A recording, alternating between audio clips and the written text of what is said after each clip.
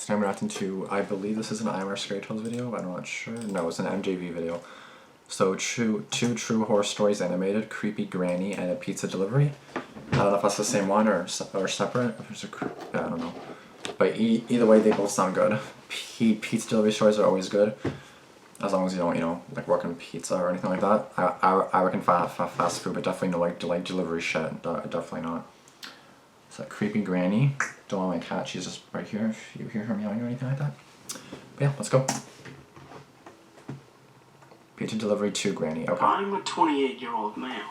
Okay. But when this happened, I was about 23.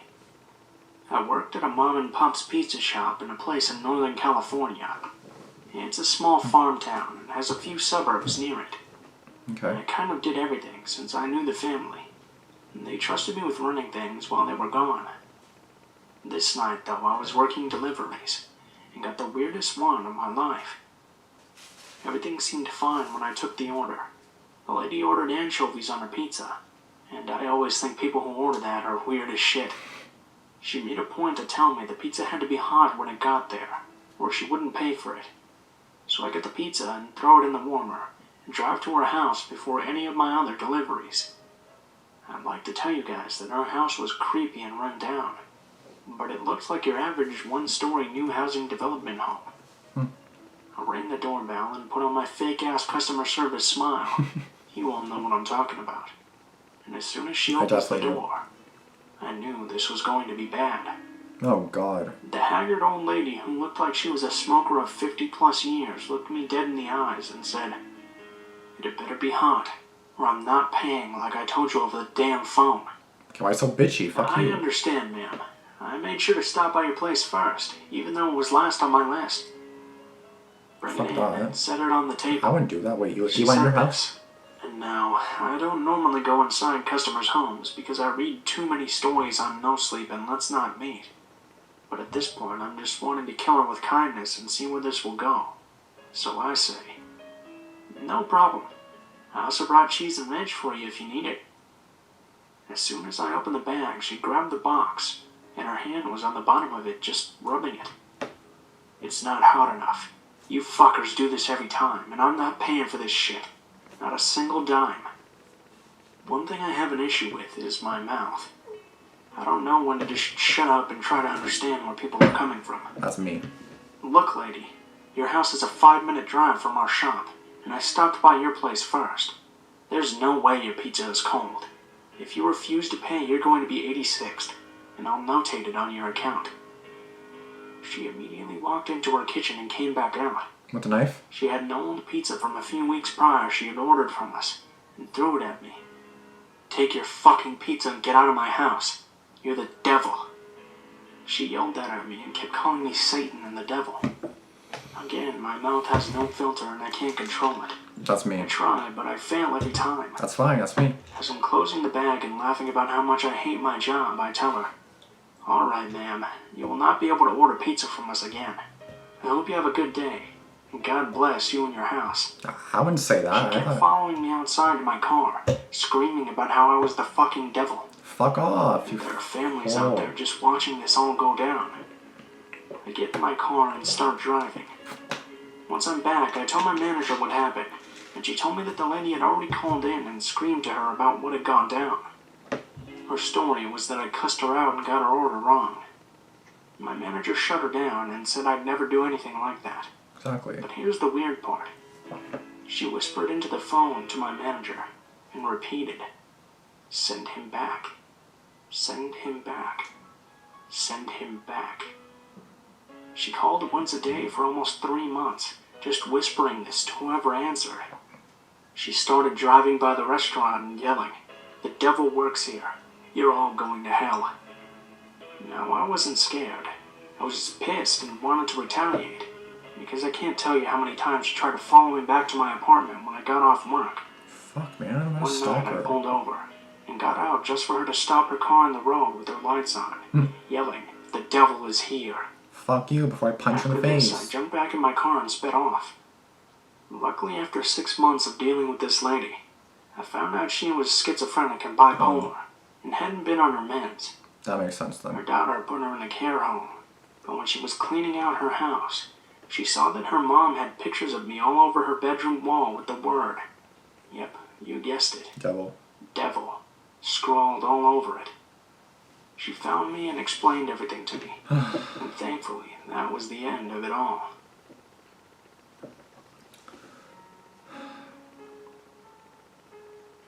In 2011, on my 21st birthday, I took it upon myself to go backpacking through the Canadian mountains all on my own. I had gone backpacking and camping many times before, but never on my own. I wanted this birthday's significance to be rooted in the fact that I had challenged the great outdoors all on my own. On my third day out, I reached my destination. It was an old farmhouse sitting on its own in an overgrown field, out in the middle of nowhere.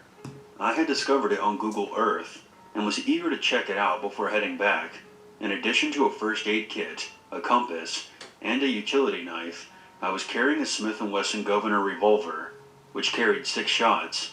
It was the crown jewel of my father's collection, and he had loaned it to me for protection while I was out in the woods alone. He made sure that I had practiced with it several times and knew how to use it before I set off. And now, as I approached the farmhouse, I was pleased that I had taken the time, because I wasn't entirely sure the place was abandoned. Every window on the ground floor was boarded up, and a faded plastic pinwheel spun lazily from where it was stuffed into the dirt by the front door. I walked right up the front steps, and feeling somewhat foolish, I knocked. So you're camping and you knock on some random house. I walked around the perimeter of the house. There was an ancient rusty fire escape hanging down from one of the upstairs windows, and an old single-door refrigerator lying on its side out amongst the tall grass. Sus. When I walked back around to the front door of the house again, I tried the knob. It was rusty, but I managed to turn it with both hands, and the door swung open with a creak.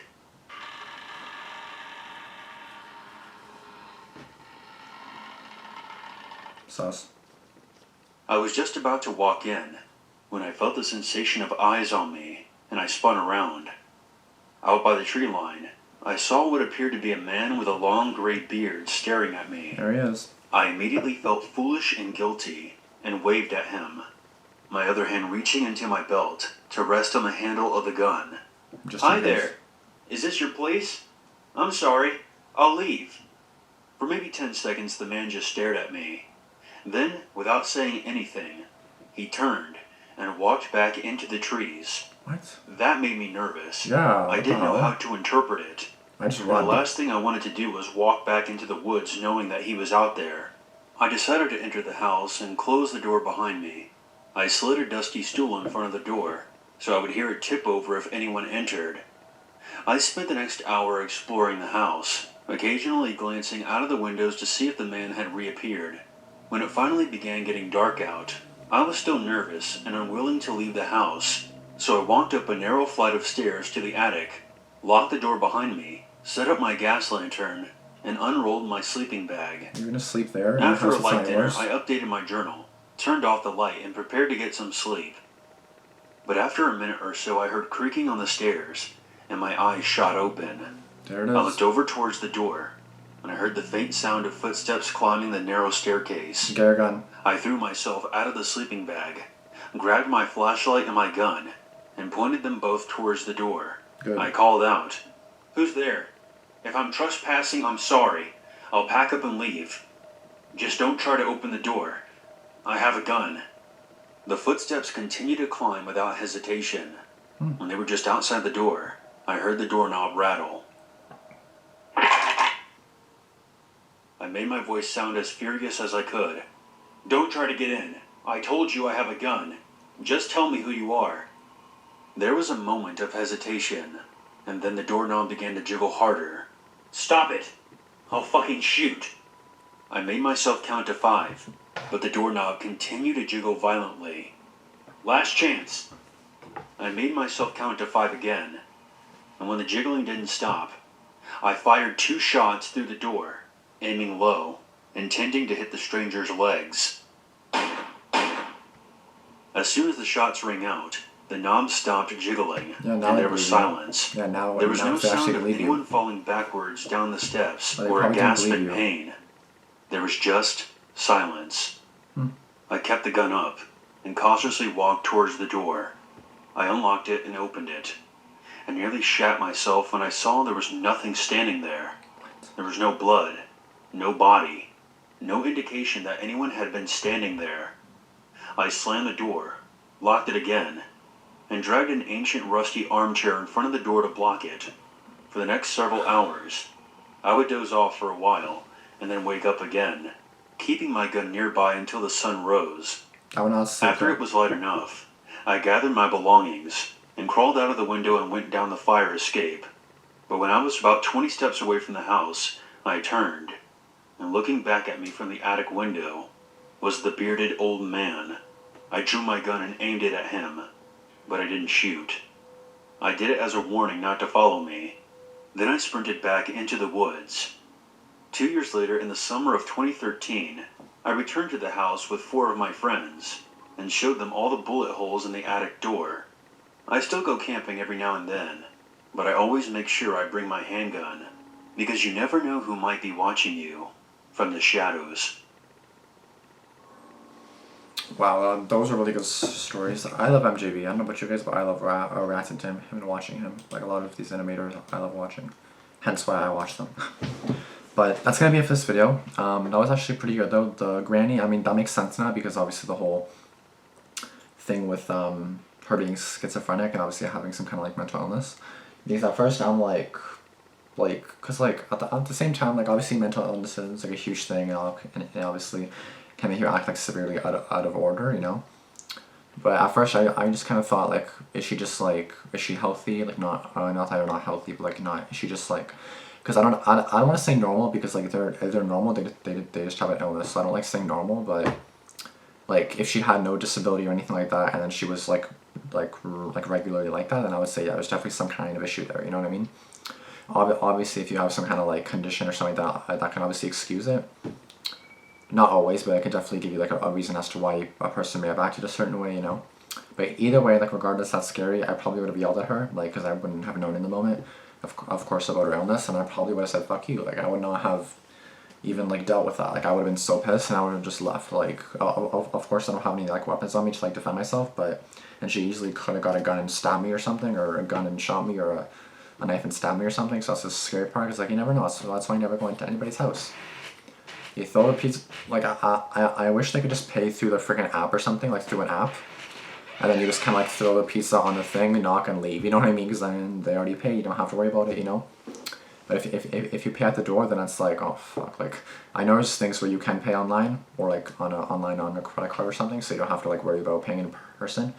But it's definitely good, because then if the delivery guy knows that it's already a thing, just here's the pizza, okay, bye, I'm out.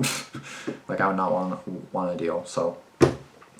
That's just what I would hope for, that, you know, not having to worry about, you know, that crap. But that's gonna be it for this video though. Thank you guys for watching. Be sure to subscribe if you're new. Be sure to like this video.